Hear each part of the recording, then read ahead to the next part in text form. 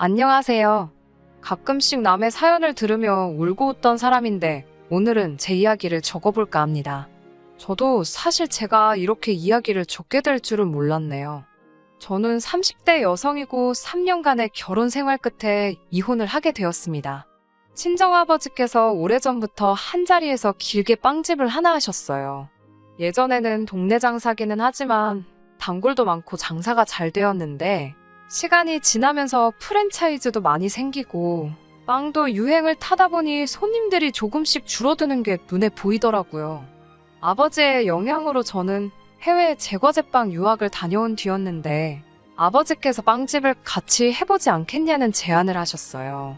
원래는 제과기업 연구팀에 지원을 하려고 다녀온 유학이지만 장사가 생각보다 안 돼서 어려운 아버지를 못 본 채 할 수도 없고 사업을 해보는 것도 저에게 나중에 도움이 되지 않을까 하는 생각에 아버지를 도와주기 시작했습니다. 가게는 내부부터 새 단장을 시작하여 카페를 겸한 빵집으로 바꿨고 그 과정에서 초반에는 가게 확장이며 돈이 참 많이 들었지만 지금은 직원이 10명이 넘어갈 정도로 규모가 커졌습니다. 남편은 사업을 확장하고 있던 그 시기에 만나게 되었습니다. 제가 동물을 참 좋아하는데 여건상 키울 환경이 안 되었어요. 가게 일이 바빠 집에 있는 시간도 거의 없었으니까요. 그래서 유기견 센터에 봉사활동을 다니곤 했는데 그때 남편을 처음 알게 되었고 그렇게 시간이 지나니 남편에게서 청혼까지 받게 되었습니다. 결혼은 현실이다 보니 아무래도 저도 생각이 많아지게 되더라고요.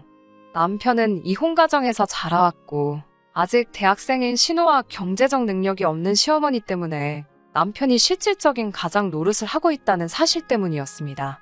남편의 직장이 대우가 나쁜 편은 아니었지만 현실적으로 남편에게 딸린 식구가 있다 보니 남편의 청혼에도 바로 대답을 하지 못했었어요.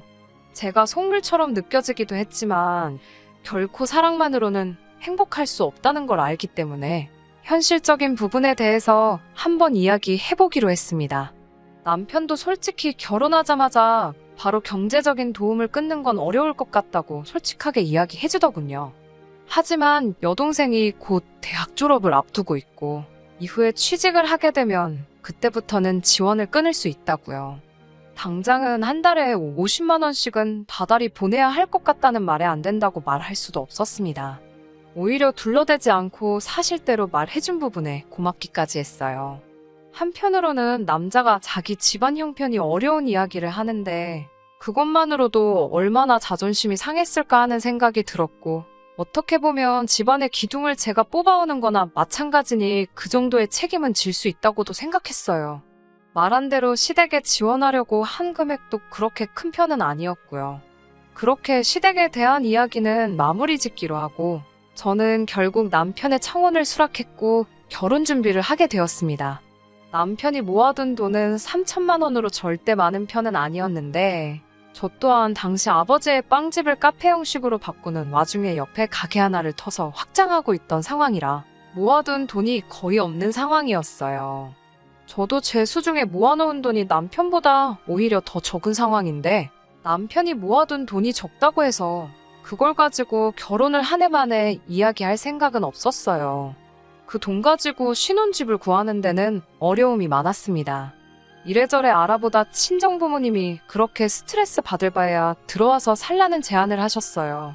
남자가 된 입장에서 처가살이하는 걸 결심하기가 쉽지 않았을 텐데 남편은 그 제안을 흔쾌히 받아들여 주었습니다. 당시에는 버는 돈이 족족이 다 가게에 투자되어야 하는 상황이었지만 가게가 완전히 자리 잡은 지금은 분가해서 따로 나와 살고 있어요. 그 이후로 참 많은 게 순식간에 생각지 못한 방향으로 흘러가더라고요. 저희가 신혼여행에서 돌아오고 얼마 지나지 않았을 때입니다.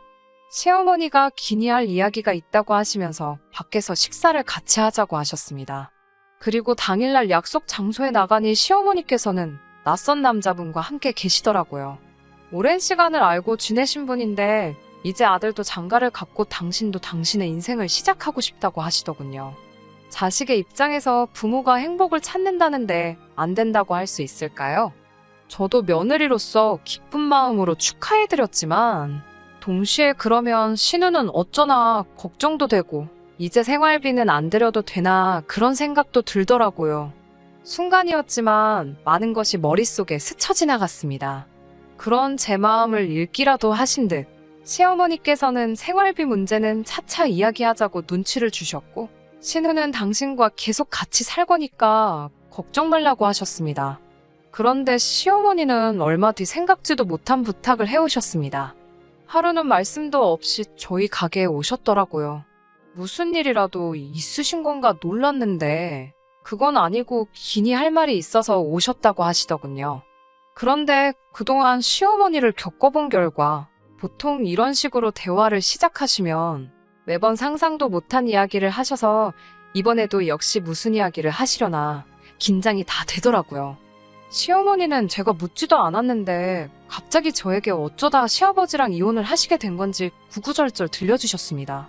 당신이 얼마나 힘들게 살아왔는지 거의 자서전을 읊듯이 자기 이야기를 시작하셨어요. 저에게 왜 이런 이야기를 하시나 싶어서 부담스럽기도 하고 계속 듣고 있으니 안쓰럽기도 하고 마음이 복잡하더라고요. 이윽고 시어머니는 그래서 말인데 당신도 지금의 남자친구분과 드레스 입고 사진 하나 정도는 찍고 싶다고 그러시더라고요. 시아버지랑 이혼하면서 그나마 젊은 시절 찍었던 웨딩 사진도 다 찢어버렸다면서 더 늙기 전엔 한 번 더 찍어두고 싶으시다고요. 같은 여자로서 그럴 수도 있겠다 싶어서 좋은 생각이신 것 같다고 말씀드렸어요. 시어머니는 저라면 이해해줄 줄 알았다면서 그래서 말인데 저에게 혹시 200만 원 정도만 빌려줄 수 있냐고 물어보시더군요. 상대분께 부담을 주고 싶지 않아서 당신이 다 부담하시겠다고 몸만 오면 된다고 하셨다는 거예요. 당혹스러웠지만 안 된다고 할 수도 없고 남편이랑 상의해보겠다고 했습니다. 그날 밤 남편에게 이런 일이 있었다고 아냐고 물어보니 오히려 남편이 저에게 어떻게 하면 좋겠냐고 묻더라고요. 그러면서 자기 어머니지만 정말로 인생이 불쌍하고 기구하긴 하다면서 자기의 솔직한 마음은 어머니가 하고 싶은 대로 해드리고 싶다더군요. 하지만 당시 제가 버는 돈은 족족이 사업을 위해 투자를 하고 있었고 남편이 버는 돈으로는 저희 생활비를 해야 했기 때문에 저희도 여유가 있는 상황은 아니었습니다. 어려운 상황인 건 알지만 남편은 이번 한 번만 시어머니 소원을 들어준다면 저에게 평생 빚 갚는다는 마음으로 살겠다고 간곡하게 부탁을 해왔고 그런 남편의 모습을 보니 차마 모른 채 할 수 없어서 알겠다고 했습니다. 하지만 시어머니의 부탁은 거기서 끝이 아니었습니다. 사진만 찍겠다고 하시던 부탁과는 다르게 시어머니께서는 만나시는 그분을 저희 친정부모님께도 정식으로 소개하고 싶다고 하셨어요. 친정부모님이 이 상황을 어떻게 받아들이실지 예상이 안 돼서 꺼려졌지만 친정부모님께서도 일가 친척들한테 전부 소개시켜주는 것도 아니니 뭐가 문제가 되겠냐며 식사 자리라도 한번 갖자고 말씀해 주셨습니다. 남편도 저희 부모님께 몇 번을 허리를 숙이며 감사함을 표했어요. 동네 식당에서 식사를 할 수는 없지 않냐는 시어머니 고집에 강남에 있는 상견례 장소로 유명한 한정식집에서 자리를 가져야 했고 그날 계산까지도 시어머니의 체면 이야기를 하면서 결국 저희가 부담해야 했습니다. 당시 제 사업도 확장이 마무리되어가는 단계였고 자리를 잡아가고 있기는 했지만 계속해서 생각하지도 못한 지출이 생기니 씁쓸하고 신경이 많이 쓰이던 건 사실이었습니다. 게다가 시어머니와 상대분이 같이 살기 시작하면서 일은 더 복잡하게 꼬여만 갔습니다. 시어머니께선 원래 사시던 전셋집에서 나와 보증금을 빼서 상대분 집으로 들어가신다 하시더군요. 솔직히 부모가 재혼을 한다고 하면 자식들이 재산 문제 때문에 골머리를 썩는다던데 그 일이 제 이야기가 될 줄은 상상도 못했습니다. 처음에 한동안은 보증금을 조금씩 빼서 생활을 하셨는지 저희에게 금전적 지원을 요구하시지 않으셨어요. 그런데 몇 달이 지나자 슬슬 저희에게 다시 얼마씩이고 좀 보내라고 채근을 하시더라고요. 결혼할 때부터 남편과 약속한 대로 다달이 50만 원씩 보내드리고 있었는데 그 외에도 20이고 30이고 요구하시니 액수를 떠나서 이게 뭐하는 짓인가 싶더라고요.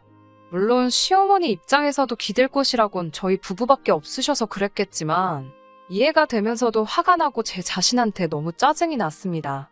어쨌든 남편을 키워주신 분인데 머릿속에서 계산기를 두드리는 제 자신도 싫었고 그렇다고 무조건적으로 해드리자니 그건 그거대로 뭔가 억울했습니다.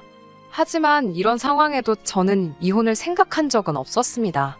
신우가 곧 취업을 할 거라는 소식이 있었고, 그때가 되면 애초에 남편과 약속한 대로 시댁에 대한 금전적 지원이 끝나게 되어 있었으니까요.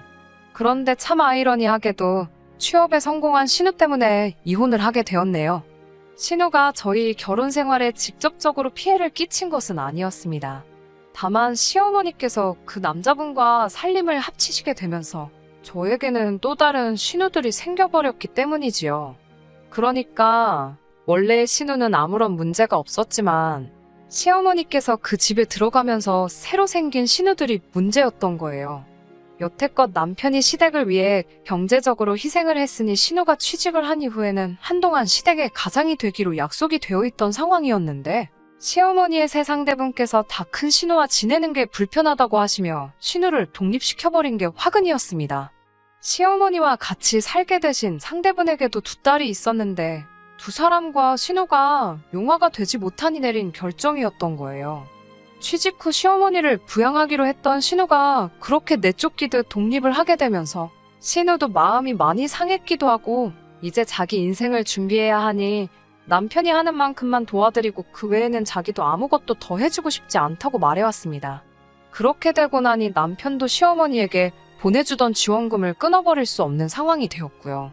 계획한 것과는 자꾸 다른 상황이 생겨나니 난감했지만 어떻게든 좋게 해결해보려 최대한 마음 쓰지 않으려 하고 좋은 게 좋은 거다라는 생각으로 노력하고 있었습니다. 그때쯤 가게도 자리를 완전히 잡았다고 해도 무방할 정도로 안정적으로 돌아가고 있는 상황이었고 가게에 들어가는 비용이 없어지니 늘상 보내던 지원금과 더불어 시어머니가 간간히 요구하는 소소한 돈을 내어드리고도 돈이 빠른 속도로 모이고 있던 상황이었으니 말이죠. 그렇게 다달이 100만 원에 가까운 금액을 시댁에 보내면서도 돈이 잘 모여서 저희는 신혼 때부터 시작한 초과살이 생활 청산하고 전세긴 하지만 우리 보금자리를 구해서 독립해 나올 수 있었습니다. 그렇게 저희도 자리를 잡아가고 있고 결혼할 때 시점과 비교해서 달라진 상황에도 저는 최대한 마음 쓰지 않으려 노력했건만 저의 이런 마음 씀씀이를 시어머니는 아주 당연한 일로 생각했던 것 같고 오히려 저에게서 얼마나 더 빼먹을 수 있을지 간을 보고 있었다는 사실을 알게 되었습니다. 어느 날 시어머니가 아침부터 가게로 찾아오셨어요. 처음 시어머니의 상대분을 친정부모님께 소개할 때 데리고 나온 이후로 단 한 번의 교리 없이 남처럼 지내온 상대분의 두 딸들과 함께요. 그날 이후로는 얼굴 한번 마주친 적도 없고 말 한마디조차 나눠본 적 없는 그 두 사람을 무슨 바람이 불어서 가게까지 데리고 왔나 싶었죠. 장사 준비를 위해 빵을 굽고 준비를 하고 있던 와중이라 저는 계속 일을 하고 있었는데 시어머니가 두 딸을 가게 이리저리 데리고 다니며 구경을 시켜주고 있더라고요. 대수롭지 않게 생각하고 일을 하고 있는데 시어머니 입에서 이 정도면 일하기에 답답하지도 않고 며느리가 주인이니 힘들지도 않지 않겠냐 뭐 이런 말을 하더라고요. 이상한 초기 발동에서 그냥 넘어갈 수도 있었지만 짚고 넘어가야겠다는 생각이 들더라고요. 그게 무슨 말이시냐 물어봤더니 얘들이 얼마 전에 제빵기능사 자격증을 땄다고 언제부터 출근시키면 좋겠냐고 저에게 물어보시더군요. 말인즉슨 두 딸들 취직을 시켜달라는 말인 줄 알고 친정아버지도 기술자시고 저도 유학까지 다녀온 기술자라 빵 쪽에는 아직 사람이 필요하지도 않고 앞으로도 구할 생각이 없어서 그건 좀 불가능할 것 같다 대답했더니 시어머니가 이야기했던 거랑 다르지 않냐고 성질을 내시며 여태까지 자격증 딴다고 가르친 돈도 있고 하니 당장 내일부터라도 출근을 시킬 거라고 약속은 지키라 말하며 알아서 하라 소리를 치시곤 돌아가셨습니다. 약속이라니 무슨 약속을 말하는 건가 어이도 없고 자초지종은 알아야겠다 싶어서 남편이 아는 게 혹시 있나 전화를 해봤어요. 그리고 이 모든 것의 배후에는 남편이 있었다는 사실을 알게 되었습니다. 집에 돌아와 시어머니와 있었던 일을 이야기하며 왜 저러시나 모르겠다 난감해하며 넋두리를 하고 있었어요. 그런데 남편의 표정을 보아하니 뭔가를 숨기고 있다는 느낌이 들더라고요. 남편이 뭔가를 말할까 말까 고민하는 것처럼 보이기에 얼굴이 왜 그러냐고 혹시 나한테 안 한 말이 있냐고 물어봤어요. 남편은 그제서야 새 신우들 취직에 관한 거니 실은 자기가 시어머니에게 한 말이라고 모든 걸 털어놓더군요. 자기 딴에는 새 신우들이 취직도 못하고 변변찮게 지내는 와중에 시어머니께 들어가는 생활비가 더 늘어나고만 있는 상황이니 차라리 그 둘을 취직시켜주면 그 집살림에 조금 더 보탬이 되지 않겠냐 하는 생각을 했다고 하네요. 어떻게 그런 생각을 나랑은 상의도 없이 마음대로 정할 수 있느냐 따졌더니 자기 딴에는 일석이조라고 생각해서 한 건데 왜 자기 탓을 하느냐고. 시댁에 생활비 보내는 것도 줄일 수 있고 이참에 신우들 써서 저도 좀 쉬엄쉬엄 일할 수 있지 않느냐고. 게다가 장인어른도 마음 편히 은퇴하실 수 있는 여건을 마련해주는 거나 마찬가지니 자기한테 고마워하라고 하더라고요. 아무리 가져다 붙이면 이유라지만 어이가 없었어요. 저도 경력으로만 따지면 저희 아버지의 비할 바는 아니지만 저는 이미 어릴 적부터 쭉 제빵 쪽에 교육을 받아왔고 나름 해외에 유학까지 다녀온 유학파인데 남편은 당장 그 둘에게 일자리를 마련해주면 가게는 신경 안 써도 되지 않느냐고 말하는 게 마치 저에게는 이제 갓 자격증을 딴 새 신우들이 충분히 그 정도는 만들 수 있지 않느냐는 말처럼 들렸어요. 아버지의 평생과 저희 청춘을 아무나 할 수 있는 일로 치부해버린 거죠. 거기에 언제부터 가게에는 그렇게 신경을 썼다고 대청소라도 도와달라면 피곤하다고 빼기만 했던 주제에 어디서 자기 마음대로 사람을 구하고 뭘 시키고 어디서 이제 자격증의 잉크도 마르지 않은 초짜 2명 데려다가 가게를 운영해라 마라 소리도 하고 아주 운영까지 하려 드는 것도 어이가 없었습니다. 기분이 확 나빠져서 남편한테 대한민국의 제빵 경력자가 얼마나 많은지는 아냐고. 사람이 필요하면 내가 구하고 그런 초짜들은 돈 주고 쓸 생각도 없다고 한마디 했습니다. 남편은 지금 말 다 했냐고 자기 동생들을 무시하냐는 말도 안 되는 소리를 하더라고요. 정말 어이가 없어서 언제부터 그 아저씨네 딸들이 당신 여동생이 된 거냐고 한마디 했죠. 정신 좀 차리라고. 힘들게 살아오신 어머니한테 효도하고 싶은 마음이 굴뚝 같은 건 알고 있고 말릴 생각도 없지만 이건 너무 도가 지나친 거 아니냐고. 이건 효자가 아니라 호구라고 한마디 해줬어요. 자꾸 이런 식으로 시어머니 부탁 거절 못하고 오히려 나서서 못해줄 것도 해주려고 노력하는 모습 보여봐야 아무 때고 필요할 때마다 돈을 뽑아먹을 수 있는 ATM기나 다름없지 않냐고 했습니다. 남편이 뭘 잘못했는지 눈치채는 척이라도 해줬다면 이혼까지는 안 했을 수도 있어요. 하지만 남편은 제 말에 방방 뛰면서 자기가 여태까지 뭐하러 처가살이를 참아왔겠냐고 하더라고요. 여태까지 처가살이 하면서 장인 장모님 비위장 맞춰왔는데 자기 어머니 도와드리는 게 뭐가 문제냐고 하더군요. 어이가 없었습니다. 처가살이 한 건 맞지만 그건 우리의 선택이었고 처가살이 하면서 시어머니한테 생활비라고 얼마 주고 하면서 정작 먹여주고 재워주는 친정에는 휴지 한 장 사드린 적 없었거든요. 그만큼 친정부모님은 저희 독립을 위해 돈을 아낄 수 있는 여건을 마련해 주셨고 시어머니는 새아저씨랑 데이트한다고 돈 필요할 때마다 저희한테 연락해서 뜯어가기 바빴으니까요. 입이 비뚤어져도 말은 바로 하랬다고. 언제부터 그 아저씨네 딸들이 네 여동생인지도 모르겠고 효도는 이미 처가살이 하면서도 실컷 해오지 않았느냐고 한마디 했어요. 진짜 우리가 시어머니한테 똑바로 안 했다고 생각하는 거냐고. 똑바로 대답하라고. 이게 마지막 기회라고까지 했습니다. 하지만 남편은 그 기회조차도 저버리더군요. 결혼 후에 그만하기로 했던 시어머니 지원까지 눈 감아주고 오히려 더 많은 돈을 보내더라도 아무 말 없던 저를 친정에만 돈을 주는 이기적인 여자라고 하더라고요. 가게 확장하는데 결혼 후에도 큰 돈을 들인 건 사실이지만 현재 가게가 자리 잡은 지금 벌어들이는 돈은 다 저희 수입이나 마찬가지니 투자한 거나 마찬가지 아니냐 말해봤지만 남편은 친정에 투자했듯이 자기 여동생들에게도 투자를 해보라고 적반하장으로 나오는 겁니다. 저는 최후 통첩을 했어요.